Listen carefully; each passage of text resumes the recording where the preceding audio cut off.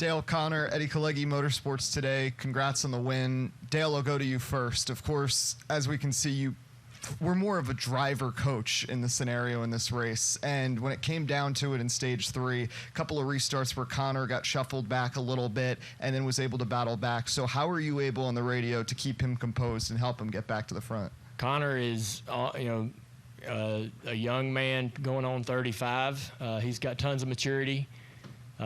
There's not a lot of things that I feel I can tell him that he's not already thinking. There's a lot of times when I was thinking some things in my mind and he was talking about them on the radio. And so for him, he's just very present, very self-aware.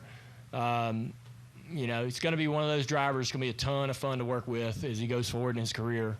And so he's very prepared, studies throughout the week. There's not a lot of things that you have to share with him as the weekend. When you get to the weekend, he knows the strategy, he knows the expectations, he kind of knows what the plan is if everything goes a certain way. But it was fun to kind of help him understand what I thought would be the best scenario in some of those restarts. You're kind of in some vulnerable spots on these restarts here. You really don't know how the start's going to go until you realize whether you're connected or not connected, and then you're either on the offense or maybe you're on the defense.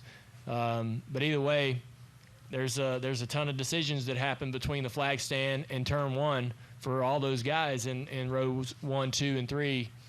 And so I was glad that he wanted to have more information, and he did just such an excellent job. A lot of times, like when the 7 and the 17 got messed up there, a lot of times that would have been a bad deal for us. He turned left and stood on the throttle and even got up underneath a couple guys and scored a few spots back before the caution comes out, and we're sitting third still with a real shot at it. That could have really been a bad deal there, but he did such a great job in a bit of a moment of panic for everybody down there in 1 and 2 to do the right things.